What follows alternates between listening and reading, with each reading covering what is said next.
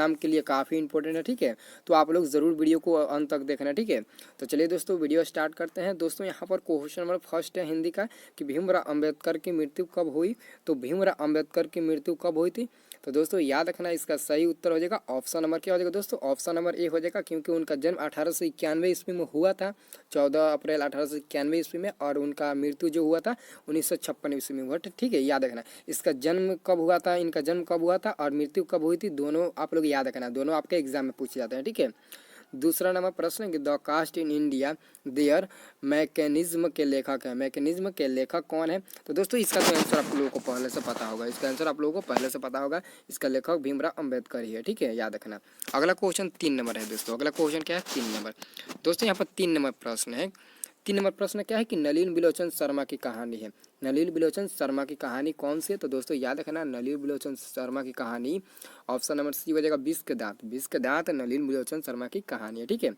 चौथा नंबर प्रश्न है कि सेन साहब किस कहानी के पात्र हैं।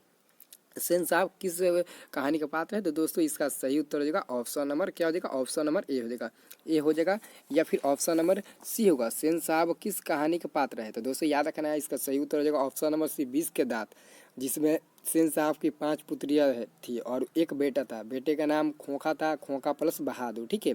बेटे का नाम क्या था, खोखा प्लस बहादुर, ठीक है। याद रखना इसका सही उत्तर हो जाएगा ऑप्शन नंबर सी, ठीक है। ए नहीं होगा, ऑप्शन नंबर सी होगा, ठीक है। और यहाँ पर 5 नंबर प्रश्न है दोस्तों, यहाँ पर 5 नंबर प्रश्न है कि भारत से हम क्या सीखे, किस साहित्यिक विद्या में है। तो यह एक क्या है, तो यह एक भाषण है, क्या है, यह एक भाषण है। भारत से हम क्या सीखे, इसके लेखक तो मैक्स मुलर है, लेकिन यह क्या है, तो भाषण है। तो इसका सही उत्तर ऑप्शन नंबर क्या हो जाएगा, बी हो जाएगा, ठीक है।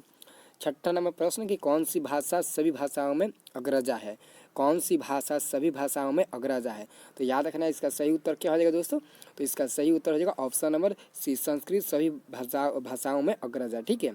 और 7 नंबर प्रश्न देखिए तो दोस्तों यहाँ पर 7 नंबर प्रश्न आपको देखना है, ठीक है। 7 नंबर प्रश्न है कि नाखून क्यों बढ़ते हैं। यह प्रश्न लेखक के समक्ष किसने मतलब कि लेखक के समक्ष किसने उप में किया, किसने किसके उप में किया, ठीक है। तो इसका सही उत्तर क्या जाएगा, पत्नी के रूप में, मित्र के रूप में, छोटी बेटी के रूप में, या फिर नौकर के रूप में, ठीक है। इसका आंसर क्या हो जाएगा, ऑप्शन नंबर बी हो जाएगा, छोटी बेटी के रूप में, ठीक है। छोटी बेटी के रूप में ऑप्शन नंबर बी हो जाएगा, ठीक है। 8 नंबर प्रश्न कि नाखून मनुष्य का क्या था, प्राचीनतम हथियार या फिर मध्यकालीन हथियार। ये तो सबको मालूम होगा, नाखून मनुष्य का सबसे पुराना हथियार था, ठीक है। तो पुराना का मतलब क्या होगा, प्राचीन, ठीक है। तो इसका सही उत्तर क्या हो जाएगा, ऑप्शन नंबर क्या हो जाएगा, ये हो जाएगा, पुराना हथियार था मनुष्य का नाखून, ठीक है। याद रखना। अब क्वेश्चन हम आपको कितना नंबर बताएंगे, 9 नंबर, ठीक है। अब यहाँ पर हम आपको क्वेश्चन 9 नंबर बताएंगे, ठीक है। यहाँ पर 9 नंबर दोस्तों क्वेश्चन है 9 नंबर, ठीक है। कि उत्तर भारत के नागरी लिपि को हम किस नाम से जानते हैं। उत्तर भारत के नागरी लिपि को हम लोग किस नाम से जानते हैं, तो देवनागरी लिपि के नाम से जानते हैं, ऑप्शन नंबर ए हो जाएगा, ठीक है।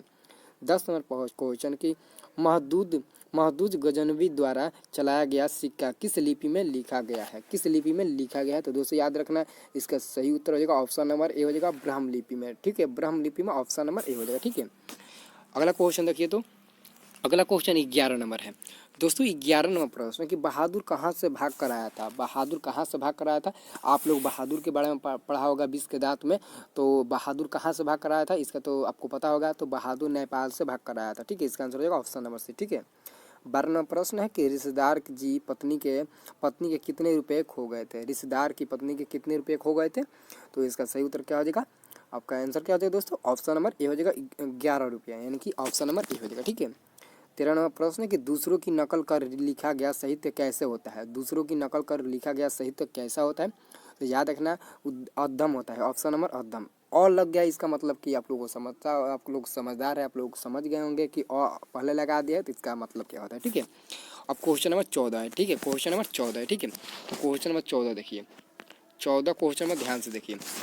14 नंबर क्वेश्चन है कि बिरजू महाराज को संगीत नाटक अकादमी अवार्ड किस उम्र में मिला, किस उम्र में मिला। तो दोस्तों याद रखना इसका सही उत्तर हो जाएगा ऑप्शन नंबर डी हो जाएगा, 27 वर्ष के उम्र में बिरजू महाराज को संगीत से नाटक से अकादमी अवार्ड मिला, ठीक है। 15 नंबर क्वेश्चन है कि अभिनयों में लेखक ने कितनी कविताएं लिखी है, अभिनयों में लेखक ने कितनी कविताएं लिखी। तो याद रखना 35 कविताएं लिखी, ठीक है। ऑप्शन नंबर सी हो जाएगा, ठीक है। अगला प्रश्न है यहाँ पर 16 नंबर 16 नंबर प्रश्न है दोस्तों कि मछली किस प्रकार की कहानी है। मछली किस प्रकार की कहानी है, ऐतिहासिक, सामाजिक, व्यंग्यात्मक या फिर मनोवैज्ञानिक। तो इसका सही उत्तर क्या होगा दोस्तों, ऑप्शन नंबर क्या हो जाएगा, सी हो जाएगा सामाजिक। मछली एक सामाजिक कहानी है, ठीक है, सामाजिक कहानी। अगर पूछ दे कि मछली क्या है, कहानी, निबंध, नाटक, भाषा, तो आप लोग कहानी माना, क्योंकि कहानी कह रहा है क्वेश्चन में, ठीक है। 17वां नंबर प्रश्न है कि बिस्मिल्लाह खां के मामा का नाम था। बिस्मिल्लाह खां के मामा का क्या नाम था, तो याद रखना बिस्मिल्लाह खां के मामा का क्या नाम था, तो साथ ही Sadiq Hussain, option number C हो जाएगा, ठीक है।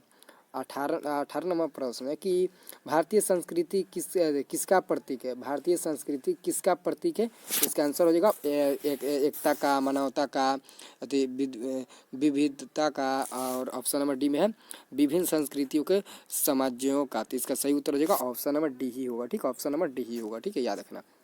और अगला प्रश्न दोस्तों यहाँ पर अगला प्रश्न 19 नंबर है।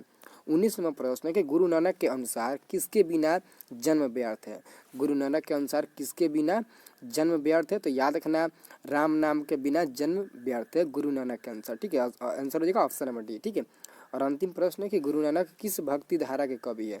गुरु नानक किस भक्ति धारा के कवि है, तो याद रखना गुरु नानक निर्गुण भक्ति धारा के कवि है, ठीक है, इसका आंसर होगा ऑप्शन नंबर है, ठीक है। दोस्तों वीडियो अच्छी लगी तो लाइक कमेंट जरूर करना।